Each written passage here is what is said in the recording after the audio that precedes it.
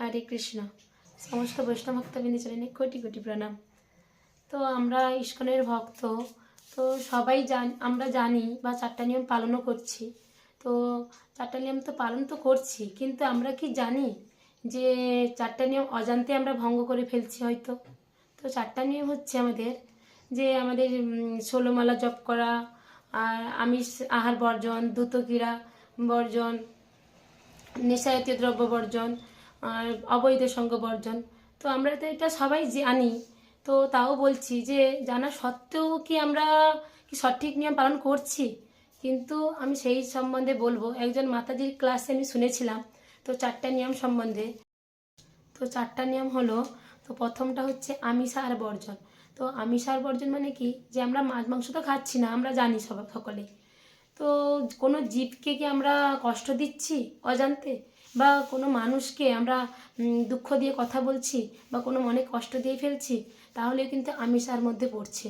তো সেই জীবকে যদি আমরা কষ্ট দিচ্ছি বা মানুষকে দুঃখ কষ্ট দিচ্ছি, তাহলে তাহলে মেরে খাওয়ার মতনই হচ্ছে, তাহলে সেটা হচ্ছে আমিষার মধ্যে পড়ছে। তো দ্রুত ক্রীড়া, তো দুটো কিলো আমরা ভাবছি কি তাস পাশা জুয়া খেলছি না, কিছু করছি না, মানে কি আমরা দুটো নিয়ম এই নিয়মটা পালন করছি। কিন্তু না, তো আমরা যদি জপমালা যে জপ করি, সেটা কি আমরা যখন তখন খুশি করছি, আজকে 16 মালা করছি তো কালকে সময় নেই তো করছি না, মানে আজকে 8 মালা আজকে 2 মালা এরকম করে যদি করে থাকি যখন তখন, তাহলে এটা কিন্তু দ্রুত ক্রীড়ার মধ্যেই পড়ছে। তো তার 3 নম্বর হচ্ছে নেশা জাতীয় দ্রব্য। তো আমরা ভাবি কি যে আমরা চা পান মদ খাই না, বিড়ি খাই না, সিগারেট খাই না, তাহলে কি আমরা নেশা করছি না? কিন্তু করছি অজান্তেই। তো কেমন, তো আমরা কি মদ্য হয়ে যাচ্ছি, মত্ত মানে কি অহংকার, যে আমাদের দীক্ষা হয়ে গেছে মানে কি আমরা বিশাল হয়ে গেছি, বা আমরা ইস্কনের ভক্ত, মানে আমরা কি মানে অহংকার, অহংকার যেটা হয়ে যায় তখন আমাদের কি হয়, একটা নেশাতে পরিণত হয়। তাহলে সেই নেশাটা আমাদের খুব বড় নেশা, মানে মারাত্মক নেশা। সেটা এমনি জড়জগতের যে নেশার থেকে ওইটা মারাত্মক নেশা।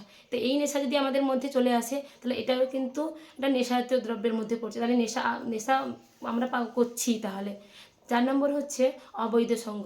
তো অবৈধ সঙ্গ মানে কি, আমরা ভাবছি কি আমাদের কোনো স্বামী ছাড়া অন্য কোনো পুরুষের কোনো সাথে সম্পর্ক নেই, এটা ভাবছি। কিন্তু না, এটা শুধু নয়, তার মধ্যে আরও আছে যে আমরা যদি কোনো মোবাইলে কোনো কিছু খারাপ কোনো ভিডিও দেখি, তাতেও কিন্তু অবৈধ সঙ্গের মধ্যেই পড়ছে।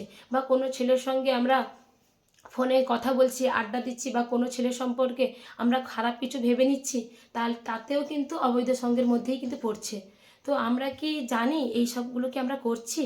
তো আমরা তো এগুলো অজান্তেই করেই ফেলছি, কাউকে না কাউকে কষ্ট দিয়ে ফেলছি, কখন যখন জব করছি। তো আমাদের মধ্যে এই সব মানে সবগুলোকে শুধরাতে হবে, এইসব আমাদের ঠিকঠাকভাবে পালন করতে হবে, তবেই কিন্তু আমাদের চারটা নিয়ম পালনের মধ্যে আসছে।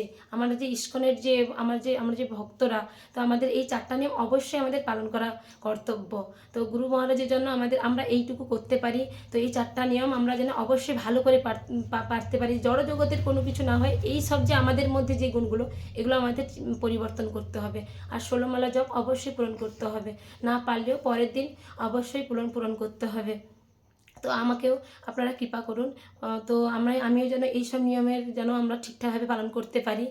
তো হরে কৃষ্ণ, রাধে রাধে, সবাই ভালো থেকো।